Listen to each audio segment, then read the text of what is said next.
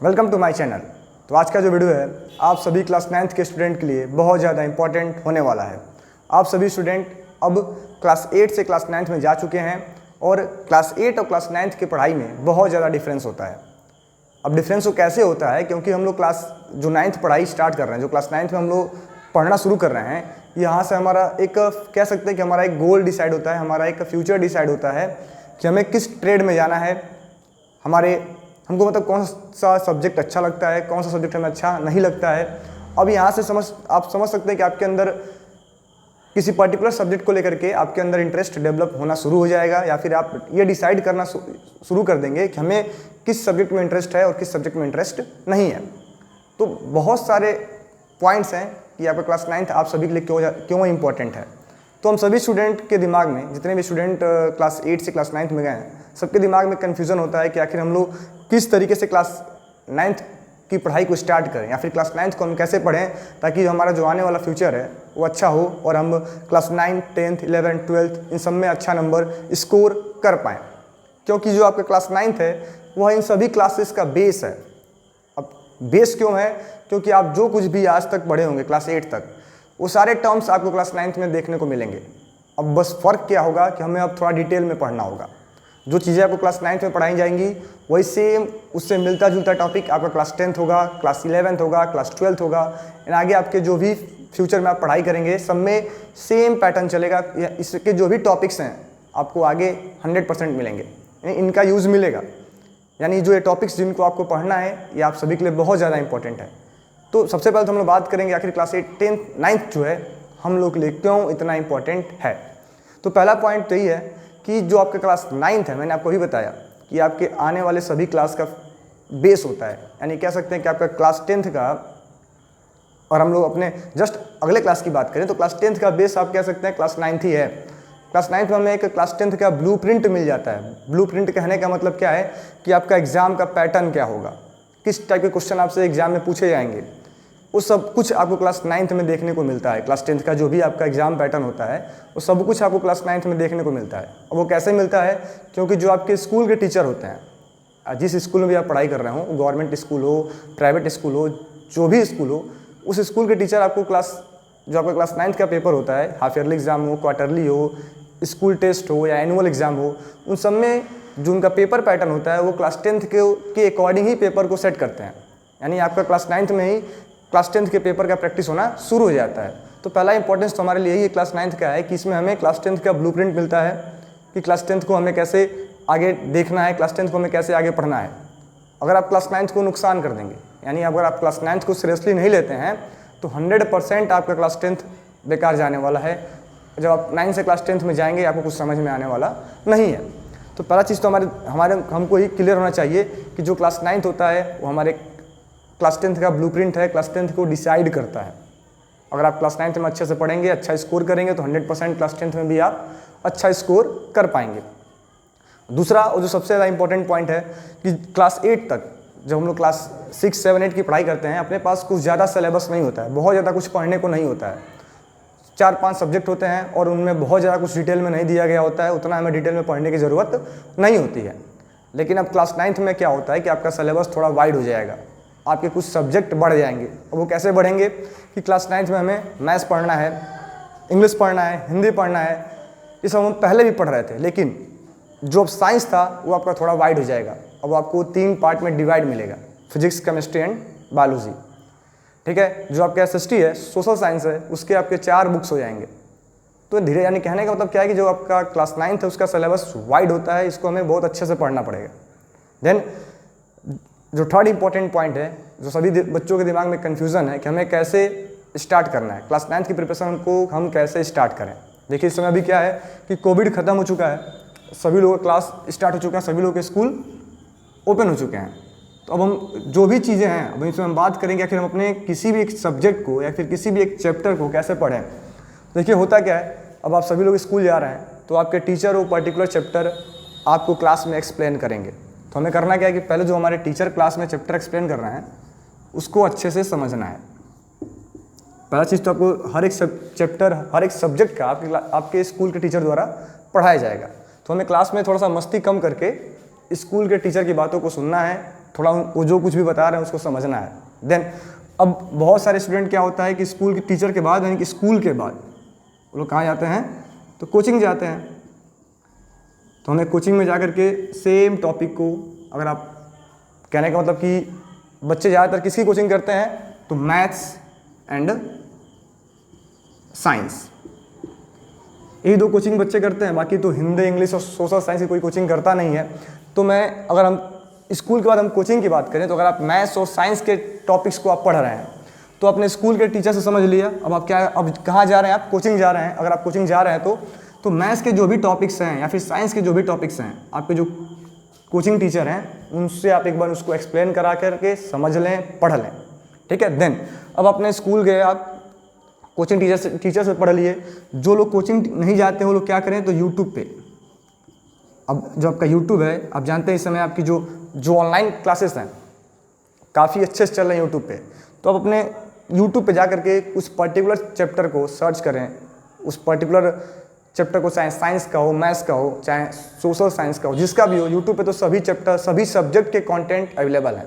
तो आप उनको सर्च करें यूट्यूब पे और उसको एक बार वहाँ से समझें। यानी अगर आप अपने स्कूल के टीचर से पढ़ लिए, कोचिंग में पढ़ लिए, उसको जाके बना हो तो आप यूट्यूब पे सर्च कर लें। अगर आपको उसमें अभी भी कोई डाउट है तो एक बार वहाँ से भी आप उसको सुनें, समझें और ध्यान से पढ़ें। देन ये सब करने के बाद आपको अपना एक खुद का नोट्स प्रिपेयर करना है। ऐसा नहीं कि बस आप स्कूल में पढ़ लिया, कोचिंग में पढ़ लिया, यूट्यूब पे पढ़ के छोड़ दें। ऐसा करने से कोई फ़ायदा नहीं है, क्योंकि जब तक आप अपने उसको समझ करके अपने लैंग्वेज में नोट नहीं करेंगे तब तक आपको वो ज़्यादा दिन तक याद रहने वाला नहीं है।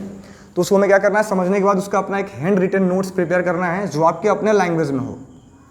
लैंग्वेज में कहने का मतलब कि आप चाहे उसको हिंदी में लिखें, आप इंग्लिश में लिख लें। इंग्लिश कहने का मतलब क्या है कि हिंदी इंग्लिश मिक्स करके लिख लें, या इंग्लिश में नोट्स बनाएं, कैसे भी बनाएं, आप अपने उसको आप अपने लैंग्वेज में बनाएं, ताकि जब आप पढ़ने जाएं तो आपको हर एक चीज़ डिटेल में समझ में आए।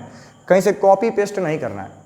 ऐसा नहीं कि किसी यूट्यूबर का या फिर किसी कोचिंग इंस्टीट्यूट का या फिर अपने स्कूल टीचर का नोट्स को आप कॉपी पेस्ट कर लें, ऐसा ना करें।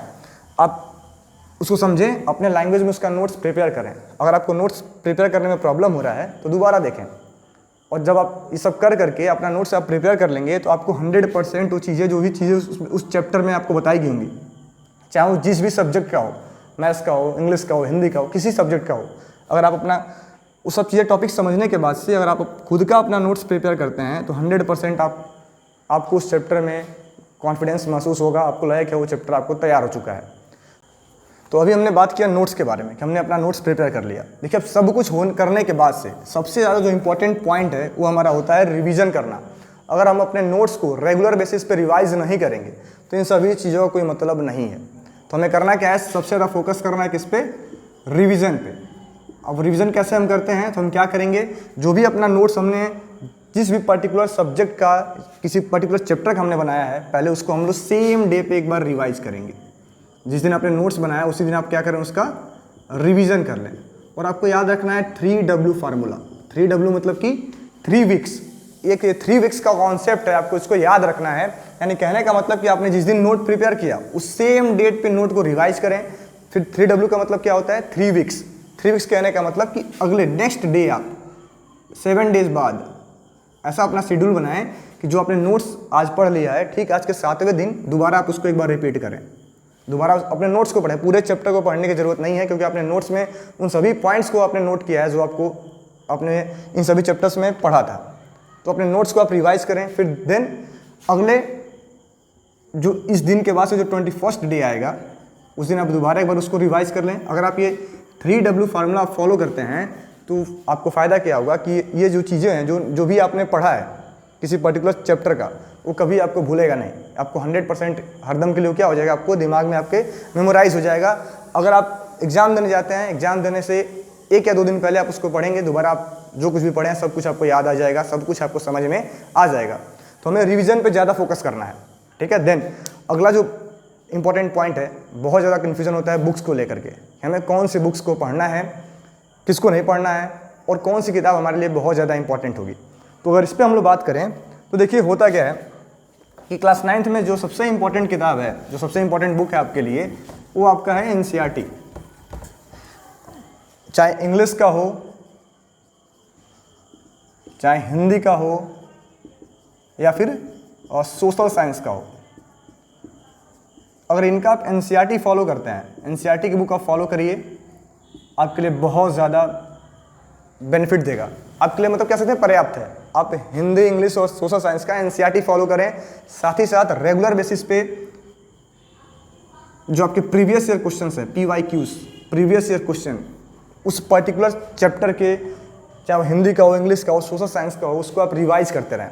तो इन तीनों सब्जेक्ट में, हिंदी, इंग्लिश और सोशल साइंस में, आपका जो एनसीईआरटी है वो बेस्ट बुक है।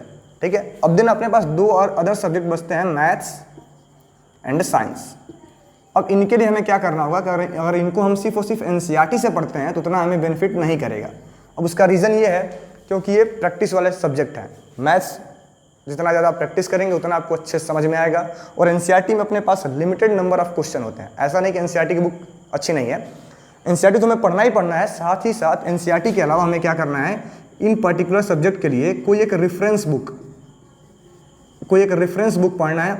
आप क्लास 9th में हैं तो मैथ्स में आप फॉलो कर सकते हैं RS अग्रवाल मैथ्स के लिए, एंड या फिर RD शर्मा कर लें। ठीक है, तो मैं आपको एक और इंपॉर्टेंट इन्फॉर्मेशन देना चाहूँगा कि हमारे चैनल पे RS अग्रवाल को पढ़ाया जा रहा है, तो अगर आप RS अग्रवाल को फॉलो करते हैं तो यहाँ से भी आपको बेनिफिट मिलेगा। ठीक है, देन अगर साइंस की बात करते हैं तो साइंस में हमें अब 3 सब्जेक्ट पढ़ने होते हैं। कौन कौन से, तो फिजिक्स, केमिस्ट्री एंड बायोलॉजी। तो इनके लिए भी हम अपने मन से मार्केट में कोई भी जो आपकी रिफ्रेशर चल रही है उसको आप खरीद करके वहाँ से पढ़ना शुरू कर दें तो आपके लिए बेनिफिट रहेगा, क्योंकि आप मैथ्स और साइंस अगर आप रिफ्रेशर से पढ़ेंगे तभी अच्छा रहेगा। क्योंकि हमें क्या करना है, हम जानते हैं कि अगर आप 9th मैथ्स से पढ़ रहे हैं, 10th में मैथ्स लेना है, अगर 11th में मैथ्स लेना है और 12th में मैथ्स लेना है, तो ये जो सब्जेक्ट हैं इन पे अच्छे से कमांड करना बहुत ज़रूरी है, इसलिए इनका रिफ्रेशर फॉलो करना बहुत ज़रूरी है। तो मैं आपको रिकमेंडेड करूँगा कि मैथ्स और साइंस में आप कोई ना कोई रेफरेंस बुक 100% फॉलो करें। ठीक है, देन अब हमें करना क्या है, अब हमें अपने हैबिट्स, अब आपके दिमाग में कन्फ्यूज़न होगा कि हम अपना टाइम टेबल कैसे शेड्यूल करें, कैसे हम पढ़ाई करें। मैं बस आपको इतना ही कहना चाहूँगा कि आप लोग बस दिन के 5 घंटे अपने क्लास 9th के स्टडी पे दें। अब ये जो 5 घंटे हैं इनमें आपको अपना स्कूल, ट्यूशन ये काउंट नहीं करना है, ये क्या है, सेल्फ स्टडी। ठीक है, सेल्फ स्टडी 5 आवर का आप डेली करें। और एक और बात कि हमें ज़्यादा स्ट्रेस लेके पढ़ाई नहीं करनी है। आप जो भी काम करते हैं, खेलते हैं, गाना गाते हैं, मुझे जो कुछ भी आप करते हैं उसको करें, स्ट्रेस फ्री पढ़ाई करें। ज़्यादा हेडेक लेके नहीं पढ़ना है कि हमें तो 5 घंटे ही पढ़ना है। ठीक है, ऐसा कुछ नहीं है, आप अपने सारे काम को करते हुए पढ़ाई करें। ठीक है, तो अगर आप फॉलो करते हैं तो अच्छी बात है आपके लिए। अगर आप डेली के 5 घंटे पढ़ाई करते हैं तो आप 100% आगे भी आप अच्छा कर पाएंगे, क्योंकि आपके सभी कॉन्सेप्ट यहाँ पे, अगर डेली आप पढ़ रहे हैं 5-5 घंटे तो आपके सारे कॉन्सेप्ट आपको रिवाइज हो रहे हैं। और अगर आप सभी को लगता है कि आपका टाइम टेबल आपसे शेड्यूल नहीं हो पा रहा है, आप अपना टाइम टेबल नहीं बना पा रहे हैं, तो आप हमें कमेंट करके बताएं। आप सभी को एक प्रॉपर टाइम टेबल, जो मैंने आपको बोला है कि हमें 5 घंटे पढ़ना चाहिए, इस 5 घंटे का एक प्रॉपर टाइम टेबल आप सभी को बताया जाएगा, जिसमें आपको वो सभी सब्जेक्ट पढ़ने के टाइम डिसाइड कर दिए जाएंगे, चाहे वो मैथ्स हो, साइंस हो, सोशल साइंस हो, इंग्लिश हो या हिंदी हो। तो अगर ये वीडियो आपको अच्छा लगा है तो हमारे चैनल को सब्सक्राइब कर लें, इन वीडियो को लाइक कर दें। Thank you.